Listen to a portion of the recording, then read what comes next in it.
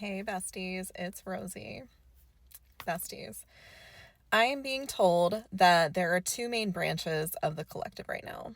There are those who are going willingly, they're taking their medicine and doing the work that they are supposed to be doing. And there are those who are going kicking and screaming. And we're going to take a little stroll down the road where Dharma meets karma, and let's see what is going on with these people who are resisting the necessary compulsory changes at hand. This reading might be about some raggedy people in your life. So let's see what Spirit has to say. Spirit, what's going on over there? What's going on with the people who are resisting this change? Okay. Bestie, I'm getting this message that for some of these people, I'm picking up on a masculine collective predominantly, but not exclusively.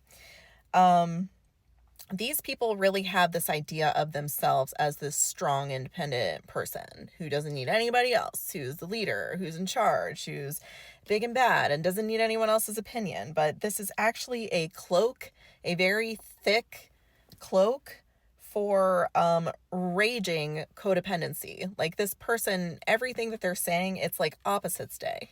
Like they absolutely need those things 1000%. It would collapse into a puddle without them.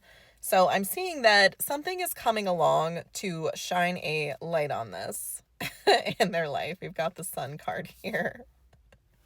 What's funny about the sun card, I'm not sure. Maybe you'll be able to see. Let's see. So you've got this little boy walking and he's, having a gay old time, and you don't realize that there's some creeper in the background, like watching him. Like, what's the point of that being on this card? Regardless, it tells me that, one fine day, someone's reckoning is going to find them and they're going to be a little bit blindsided by it. It's going to sneak up behind them. It's not really something that they're going to see coming head on because they have actively been avoiding it. Every time they see it coming head on, they make sure to turn and head in the opposite direction. So it has no choice but to sneak up on them from behind.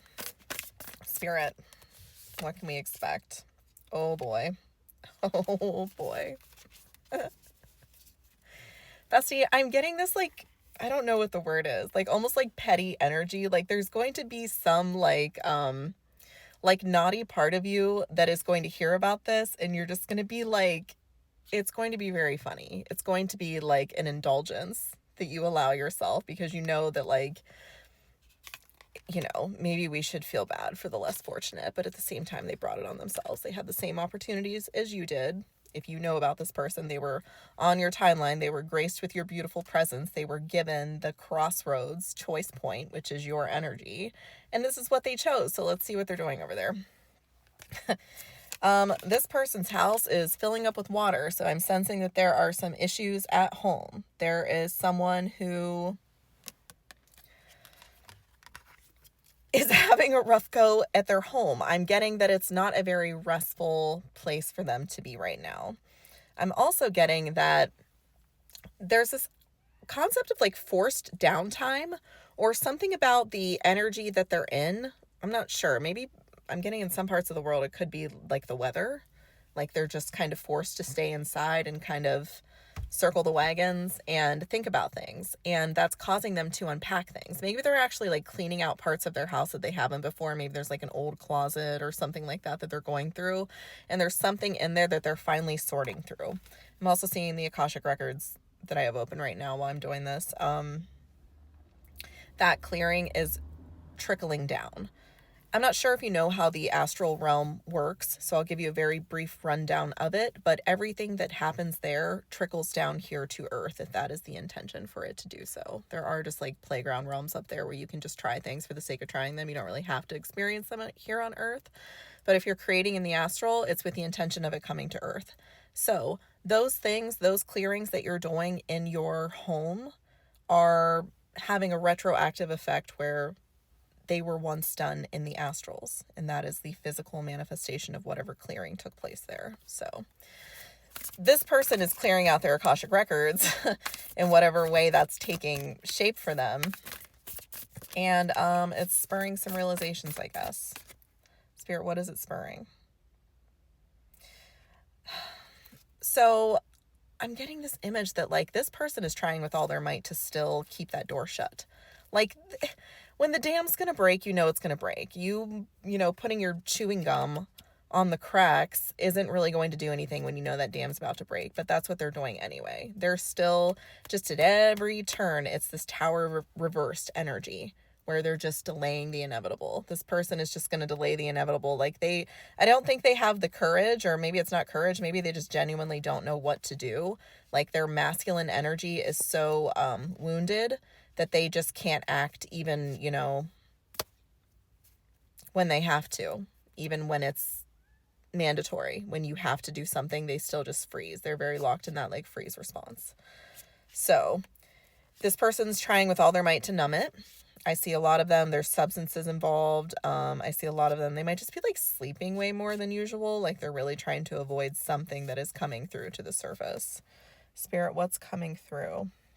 Okay, I'm getting this image on several different cards.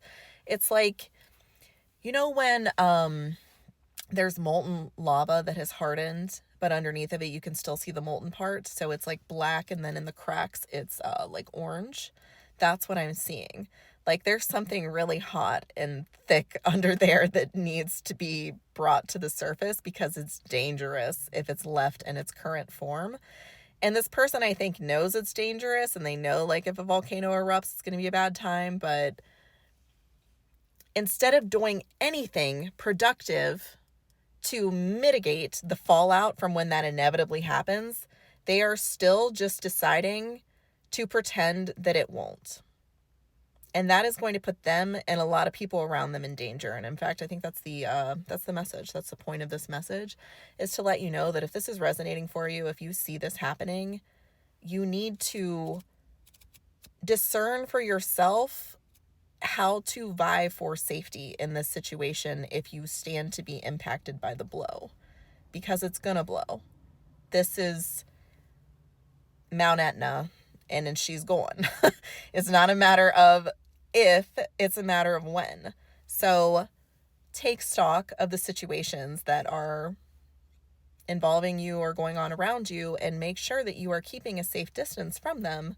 This is your final warning. This is the message that comes over the loudspeaker before you get on the flight. Stand clear. Stand clear. Also, the sun is shifting. I think there's going to be a moment of no return soon, and I just want you to be prepared for that. So, bestie, use your best judgment. I love you.